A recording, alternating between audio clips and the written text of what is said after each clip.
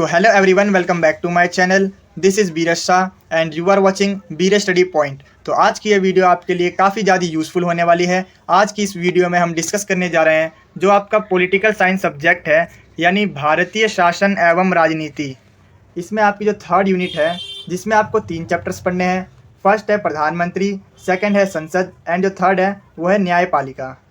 तो आज की इस वीडियो में हम इन तीनों चैप्टर्स को, या फिर आप कह सकते हो इस पूरी यूनिट को कवर करने जा रहे हैं। और तो और मैंने अपने इस वीडियो में इस यूनिट से रिलेटेड अभी तक एग्जाम में जितने भी टाइप के क्वेश्चन पूछे गए हैं वे सभी क्वेश्चन आपको इस वीडियो में कंप्लीट सॉल्यूशन के साथ मिलने वाले हैं। और तो और मैंने अपनी इस वीडियो में ये भी मेंशन कर दिया है कि कौन सा क्वेश्चन किस ईयर में पूछा गया है।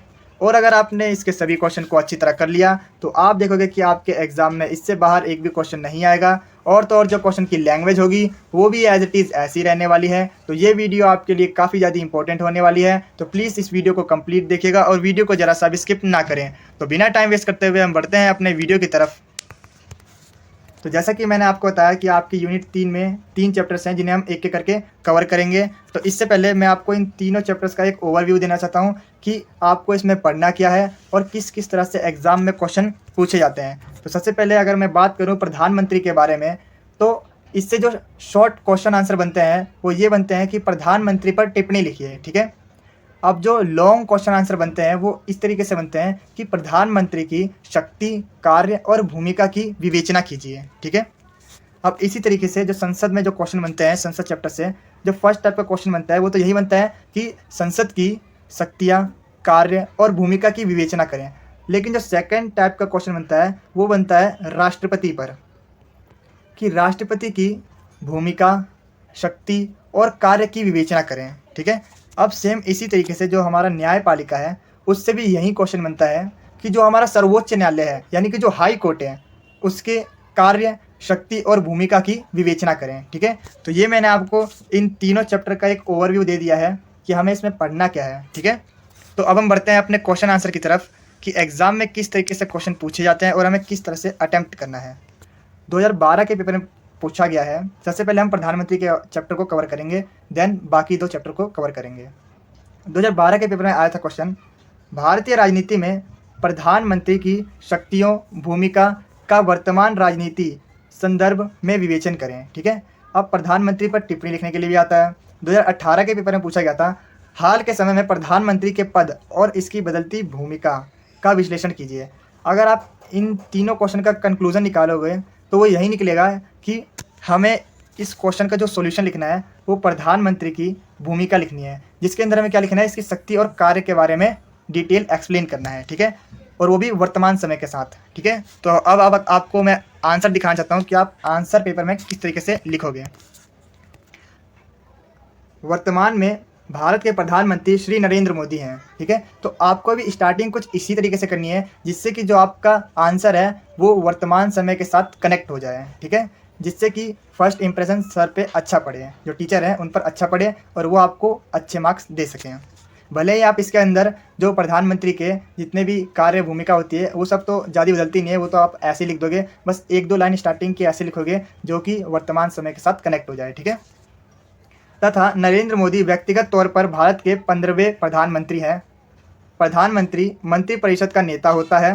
राष्ट्रपति केवल नाम मात्र का शासक होता है, जबकि प्रमुख कार्यकारिणी जो शक्तियां होती हैं वो प्रधानमंत्री के पास होती हैं। भारत में राष्ट्रपति राष्ट्र का प्रमुख होता है, जबकि प्रधानमंत्री सरकार का प्रमुख होता है। अर्थात भारत के संविधान में प्रधानमंत्री के पद को वास्तविक शक्ति प्राप्त है। ठीक है। जबकि राष्ट्रपति केवल नाम मात्र का होता है। काफ़ी इजी लैंग्वेज में मैंने आपको लिखवा रखा है, अगर आप खुद भी पढ़ते हो तो आप समझ जाओगे। अब हम बात कर लेते हैं प्रधानमंत्री की नियुक्ति के बारे में कि प्रधानमंत्री की नियुक्ति कौन करता है। प्रधानमंत्री सरकार का प्रमुख होता है। प्रधानमंत्री को राष्ट्रपति द्वारा नियुक्त किया जाता है, जैसे कि आपको इस इमेज में दिख रहा होगा किस तरीके से राष्ट्रपति प्रधानमंत्री को शपथ दिलाते हैं। राष्ट्रपति को उस व्यक्ति को प्रधानमंत्री नियुक्त करना होता है जिसको लोकसभा में बहुमत प्राप्त दल द्वारा अपना नेता चुना जाता है। निसंदेह किसी भी दल को स्पष्ट बहुमत न मिलने पर राष्ट्रपति किसी भी दल के नेता को आमंत्रित करके उसे प्रधानमंत्री घोषित कर सकता है। लेकिन इसकी एक कंडीशन है कि यदि अन्य दल के साथ मिलकर संयुक्त सरकार का वो निर्माण कर सके, यानी कि जो दल है वो अन्य किसी भी दल के साथ गठबंधन बनाकर सरकार का निर्माण कर सके। और अगर जो दल है वो ऐसा नहीं कर पाता, यदि कोई भी दल सरकार का निर्माण नहीं कर सकता, तो ऐसी स्थिति में जो राष्ट्रपति वो क्या करता है, लोकसभा भंग कर देता है और पुनः चुनाव का आदेश दे देता है। प्रधानमंत्री के कार्य शक्तियाँ इस प्रकार हैं, ठीक है। इसमें जो फर्स्ट पॉइंट है वो है मंत्री परिषद के संबंध में प्रधानमंत्री के कार्य हैं, ठीक है। प्रधानमंत्री मंत्री की नियुक्ति हेतु राष्ट्रपति को कई सारे नाम सुझाता है या बताता है, ठीक है। जो प्रधानमंत्री होते हैं वो राष्ट्रपति को मंत्री के नाम बताते हैं, ठीक है, कि इसको मंत्री घोषित करना चाहिए इस विभाग का, ठीक है। राष्ट्रपति केवल उन्हीं लोगों को मंत्री नियुक्त कर सकता है, यहाँ पर वर्ड की मिस्टेक है, यहाँ पर नियुक्त लिखना है, ठीक है। नियुक्त कर सकता है जिसके पास प्रधानमंत्री द्वारा राष्ट्रपति को सुझाव दिए गए, यानी कि जो नाम प्रधानमंत्री ने राष्ट्रपति को बताया है, केवल राष्ट्रपति उन्हीं व्यक्तियों को मंत्री नियुक्त कर सकता है। प्रधानमंत्री यह निश्चित करता है कि कौन सा मंत्री को कौन सा भाग दिया जाए, ठीक है, तथा वह उसमें फेरबदल भी कर सकता है।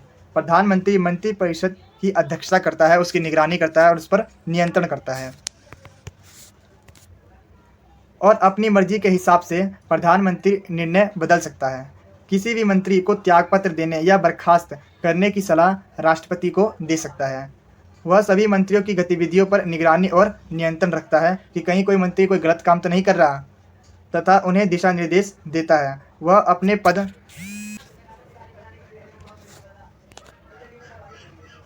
पद से त्यागपत्र देकर पूरे मंत्रिमंडल को बर्खास्त करने की सलाह राष्ट्रपति को दे सकता है, ठीक है। आपको एग्ज़ाम में इसी तरीके से अगर आप डायग्राम बनाते हो तो आपको अच्छे मार्क्स मिलने की संभावना काफ़ी ज़्यादा रहती है, ठीक है। तो आप ऐसे डायग्राम जरूर बनाना, प्रधानमंत्री की शक्तियों का केंद्रीकरण, ठीक है, इस तरीके से। अब जो थर्ड पॉइंट है सरकार का निर्माण, ठीक है। प्रधानमंत्री मंत्री की नियुक्ति हेतु राष्ट्रपति को कई सारे नाम सुझाता है या बताता है, और राष्ट्रपति केवल उन्हीं लोगों को मंत्री नियुक्त करता है जिसके नाम प्रधानमंत्री द्वारा राष्ट्रपति को बताए जाते हैं। फोर्थ पॉइंट है मंत्रिमंडल की अध्यक्षता। सभी निर्णय सामूहिक रूप से मंत्रिमंडल द्वारा सुझाए जाते हैं, किंतु निर्णय प्रधानमंत्री द्वारा लिए जाते हैं, और कोई भी मंत्री प्रधानमंत्री के विरुद्ध नहीं जा सकता, ठीक है। जितने भी निर्णय होंगे वो सिर्फ प्रधानमंत्री लेगा और उसके विरुद्ध और कोई भी नहीं जा सकता। फिफ्थ पॉइंट है विभाग में सहयोग स्थापित करना। प्रधानमंत्री द्वारा विभिन्न विभागों में समन्वय स्थापित किया जाता है, और प्रधानमंत्री समय समय पर विभिन्न विभागों की निगरानी और रिपोर्ट चेक करता रहता है, और ये रिपोर्ट वो किससे जाकर देता है, राष्ट्रपति को जाकर सबमिट करता है, ठीक है।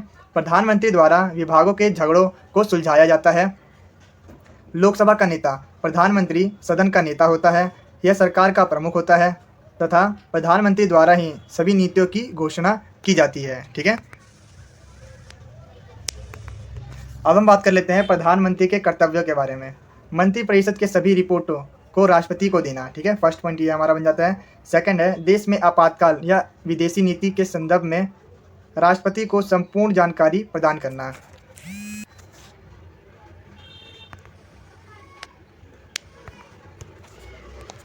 राष्ट्रपति और प्रधानमंत्री के संदर्भ में 2 अनुच्छेद दिए गए हैं।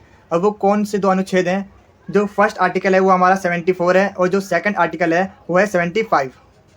तो हम देखते हैं 74 क्या कहता है। राष्ट्रपति को सलाह देने के लिए एक मंत्रिपरिषद होगा, जिसका मुखिया कौन होगा? प्रधानमंत्री होगा। राष्ट्रपति प्रधानमंत्री की सलाह पर कार्य करेगा। हालांकि प्रधानमंत्री को पुनर्विचार हेतु कह सकता है, यानी कि जो राष्ट्रपति हैं वो प्रधानमंत्री को पुनर्विचार के लिए किसी विषय पर कह सकते हैं कि एक बार इसके बारे में दोबारा सोच लो, ठीक है। अब जो आर्टिकल 75 है वो क्या कहता है? प्रधानमंत्री की नियुक्ति राष्ट्रपति करेगा, ठीक है।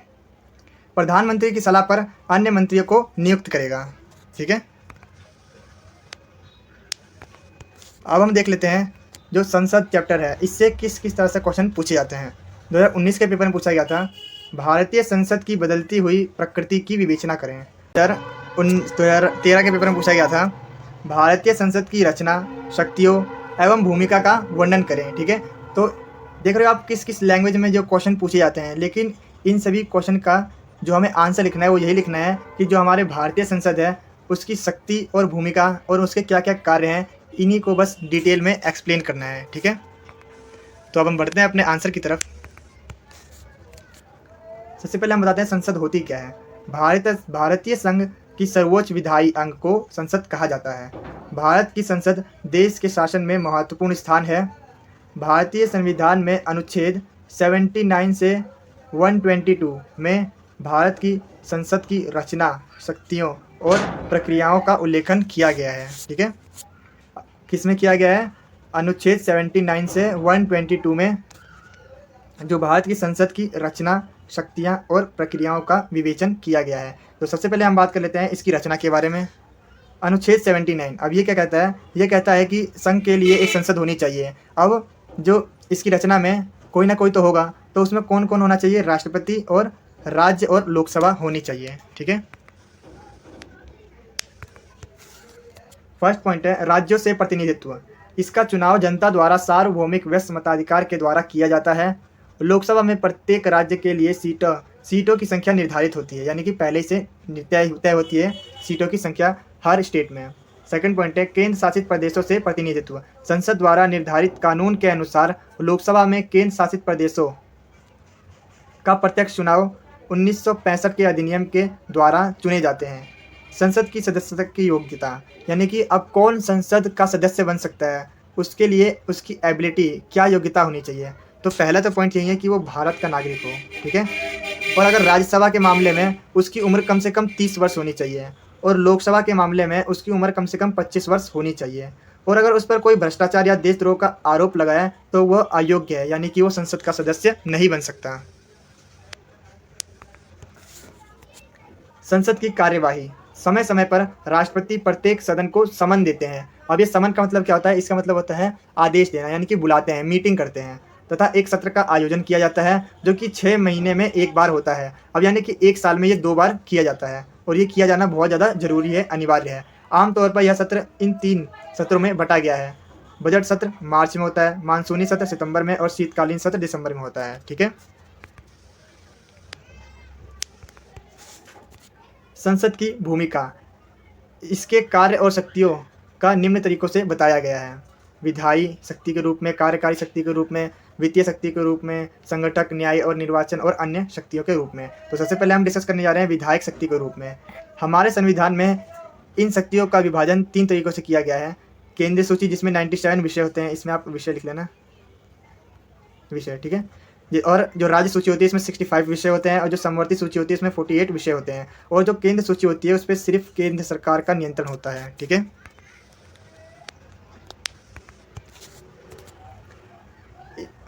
और ऐसी परिस्थिति में कानून बनाने का अधिकार प्राप्त होता है। ठीक है, अब संसद, यहाँ पर हल्की मिस्टेक है, संसद को किन किन परिस्थिति में वो कानून बनाने का उसके पास अधिकार होता है। ठीक है, तो जो फर्स्ट कंडीशन हो वो ये है कि जब राष्ट्र में आपातकाल होता है तो जो संसद होती है वो कानून बना सकती है।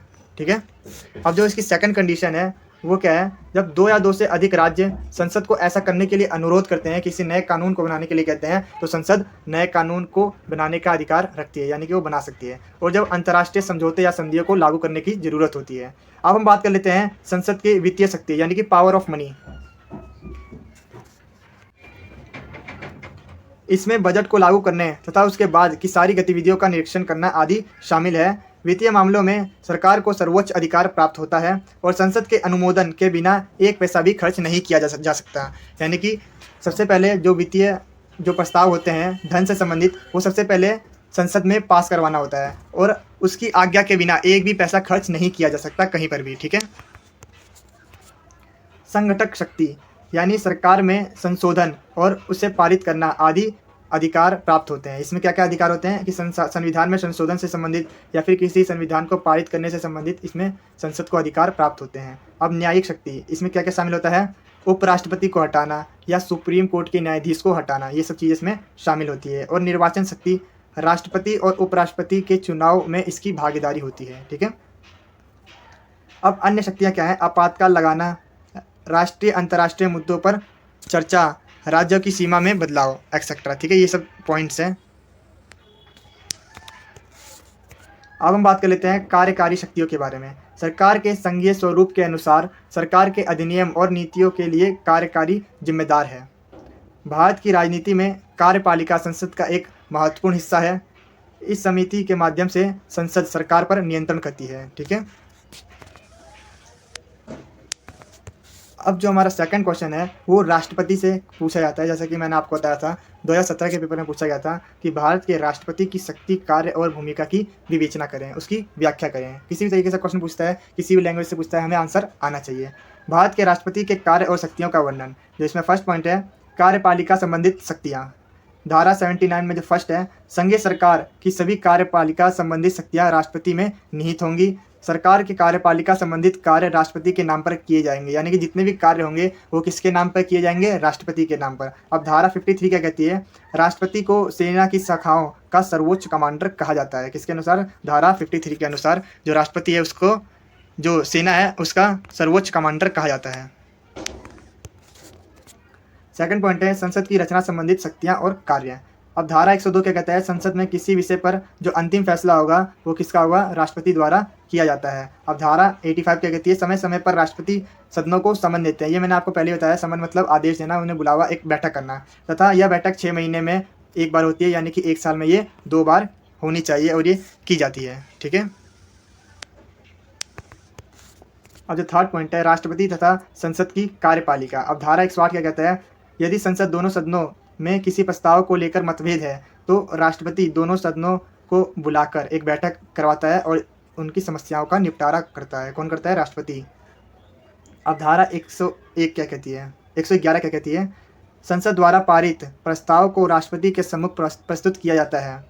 यानी कि कोई भी प्रस्ताव होगा तो सबसे पहले संसद में राष्ट्रपति के सम्मुख उसे रखा जाएगा और राष्ट्रपति उस प्रस्ताव को रोककर पुनर्विचार के लिए संसद में वापस भेज सकता है। अब वो क्या कह सकता है? इसके बारे में एक बार दोबारा सोच लो। ठीक है, तो वो संसद में वापस भेज सकता है। किंतु यदि नेक्स्ट बार, अगली बार संसद के दोनों सदनों में द्वारा इस प्रस्ताव पर हस्ताक्षर कर दिए जाते हैं, यानी कि दोनों जो लोकसभा और राज्यसभा है इन दोनों ने कह दिया कि हाँ ये ठीक है प्रस्ताव, तो इसके बाद राष्ट्रपति भी इस प्रस्ताव को नहीं रोक सकता और उसे भी इस पर हस्ताक्षर करना अनिवार्य होगा। ठीक है,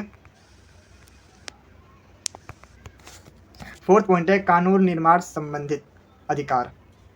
राष्ट्रपति अपने अधिकारों का प्रयोग न केवल साधारण प्रस्ताव के लिए कर सकता है बल्कि वित्तीय प्रस्ताव में भी इसके अधिकार का प्रयोग कर सकता है। समय समय पर राष्ट्रपति सभी सदनों को समन देते हैं, यानी कि आदेश देते हैं, बैठक बुलाते हैं, जो कि 6 महीने में एक बार होती है और जो कि करना जरूरी होता है और जो कि 1 वर्ष में 2 बार होनी चाहिए और की भी जाती है। ठीक है, अब जो फिफ्थ पॉइंट है न्यायिक शक्तियाँ। राष्ट्रपति द्वारा किसी भी अपराधी को क्षमा किया जा सकता है। जैसे कि आपको इस इमेज में दिख रहा होगा, जो राष्ट्रपति होता है वो किसी भी व्यक्ति को अगर उसे कोई दंड मिला है तो उसे क्षमा कर सकता है, उसके अपराध संबंधित दंड को कम कर सकता है या फिर जो दंड का रूप है उसे बदल सकता है। इसका अधिकार किसके पास है? राष्ट्रपति के पास है। किंतु राष्ट्रपति केवल उन अपराधियों को क्षमा कर सकता है। अब इसमें भी कंडीशन है। फर्स्ट कंडीशन क्या है? जिन्हें कानून तोड़ने वाले पर दंड मिलता है और उन अपराधियों को जहाँ किसी अपराधी द्वारा मृत्युदंड दिया गया हो और सैनिक कानून के अंतर्गत दंड मिला हो। ठीक है, ऐसी कंडीशन पर जो राष्ट्रपति है वो अपराधी को क्षमा कर सकता है। अब हम बात कर लेते हैं वित्तीय शक्ति की, जो राष्ट्रपति के पास मनी पावर। ठीक है, हर वर्ष वित्तीय बजट के आरंभ में वित्तीय बजट संबंधित प्रस्ताव संसद में राष्ट्रपति के समक्ष रखा जाता है। राष्ट्रपति की आज्ञा के बिना धन से संबंधित किसी प्रस्ताव को संसद में पेश नहीं किया जा सकता। अब हम 7वें पॉइंट की बात कर लेते हैं संकटकालीन शक्तियाँ। संविधान में 3 प्रकार के संकटों की व्यवस्था की गई है। जो पहला है आर्थिक जो संकट होते हैं। ठीक है, और राज्य में सर्वाधिक यंत्र की विसफलता, यहाँ स्पेलिंग एरर है, विसफलता। ठीक है, ऐसा होगा। ठीक है, विसफलता लिखना है इसमें। युद्ध और बाहरी आक्रमण या आंतरिक अशांति का संकट, जिसे हम राष्ट्रीय संकट धारा भी कहते हैं।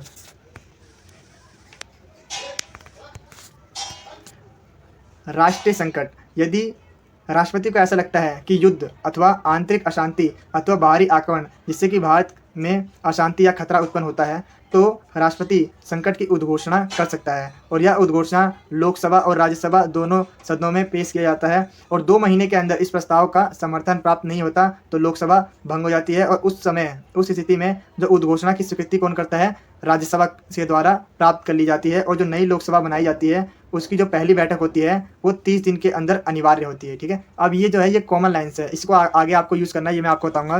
ठीक है, जैसे कि इसमें 3 पॉइंट्स थे, एक तो राष्ट्रीय संकट था, एक आर्थिक संकट था और एक था एक एक संकट और था, ठीक है। उन सभी में आपको ये कॉमन लाइन यूज़ करनी है, मैं आपको बता दूंगा आगे। अब धारा 352 क्या कहती है? संकटकालीन में राष्ट्रपति संघीय और राज्य सरकार के बीच स्वराज वितरण की व्यवस्था में संशोधन करने का आदेश दे सकता है। संकटकालीन अवधि में संवैधानिक उपचारों के अधिकार को राष्ट्रपति के अनुसार स्थगित किया जा सकता है, ठीक है।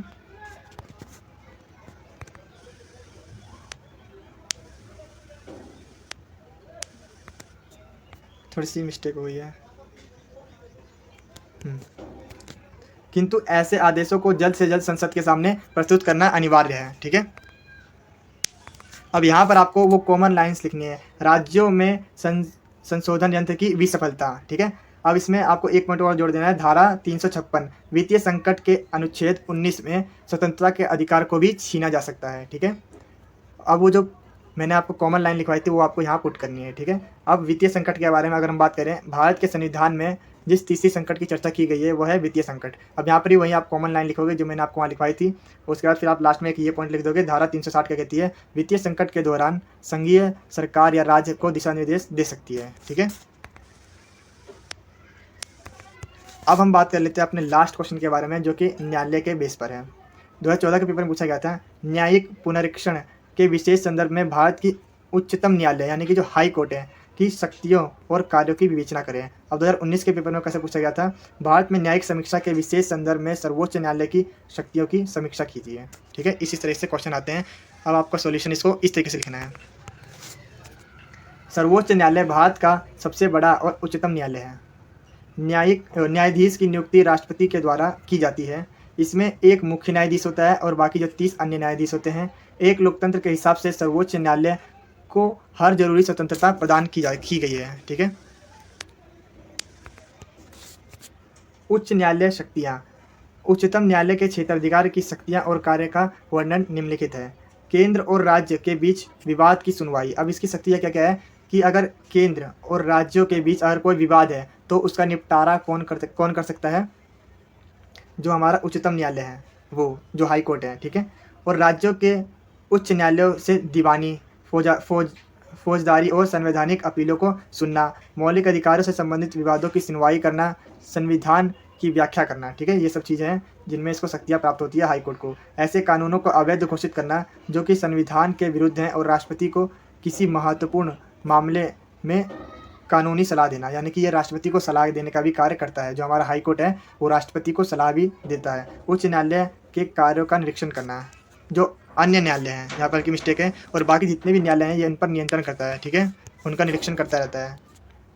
उच्चतम न्यायालय के क्षेत्राधिकार एवं शक्तियों का निम्न बिंदुओं द्वारा इसे समझा जा सकता है, ठीक है। ये 6 पॉइंट में अपील क्षेत्राधिकार, मूल क्षेत्राधिकार, असाधारण क्षेत्राधिकार, सलाहकार क्षेत्राधिकार और न्यायिक समीक्षा की शक्ति और अन्य शक्तियाँ। इन्हीं को बस हमें एक एक करके डिटेल में एक्सप्लेन करते जाना है और हमारा आंसर हो जाएगा।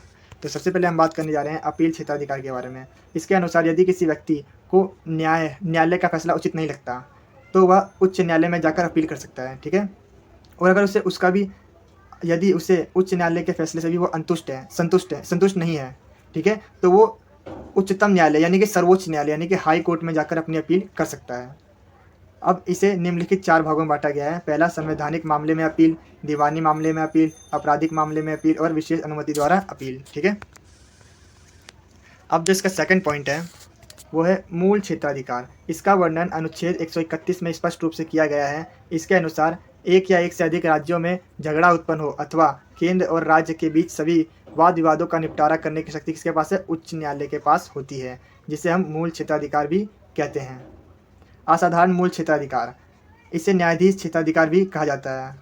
इसके अनुसार यदि नागरिक के मौलिक अधिकारों का हनन होता है तो वह नागरिक बिना किसी याचिका डाले सीधे न्यायालय में जाकर अपील कर सकता है। सलाहकार क्षेत्राधिकार, अब जो अनुच्छेद 143 का कहता है, इसके तहत राष्ट्रपति उच्चतम न्यायालय से सलाह लेने का अधिकार रखता है। उदाहरण के लिए, यदि राष्ट्रपति को ऐसा लगता है कि भविष्य में किसी कानून अथवा किसी मुद्दे पर प्रश्न उठने की संभावना है तो वह उच्चतम न्यायालय से सलाह ले सकता है। अब यहाँ पर ध्यान देने वाली बात क्या है कि न्यायालय चाहे तो राष्ट्रपति को सलाह देगा या फिर वो चाहे तो सलाह नहीं देगा, ठीक है। ये सिर्फ न्यायालय पर निर्भर करता है, वो अपनी मर्जी के हिसाब से राष्ट्रपति को सलाह दे चाहे ना दे। 5th पॉइंट है न्यायिक समीक्षा की शक्ति। उच्चतम न्यायालय के पास न्यायिक समीक्षा की शक्ति होती है। यह सभी न्यायालयों पर समय समय पर निरीक्षण करता रहता है। यह कार्यपालिका और विधायिका के आदेशों की संवैधानिक जांच भी करता है कि वो सही तरीके से काम कर रहे हैं या नहीं, ठीक है, और उसकी रिपोर्ट भी मांग सकता है। उच्चतम न्यायालय के क्षेत्राधिकार संबंधित अन्य शक्तियाँ। उपरोक्त शक्तियों से अपील की उच्चतम न्यायालय को अन्य शक्तियाँ भी प्राप्त की गई हैं। उदाहरण के लिए राष्ट्रपति तथा उपराष्ट्रपति संबंधित वाद विवाद का निपटारा कौन करेगा? सर्वोच्च न्यायालय करेगा, ठीक है। तो आई होप आपको ये वीडियो बहुत अच्छी लगी होगी। अगर आपको ये वीडियो जरा सी भी अच्छी लगी हो इसे जल्दी से जल्दी लाइक शेयर कमेंट ज़्यादा से ज़्यादा जरूर करना। Thank you so much.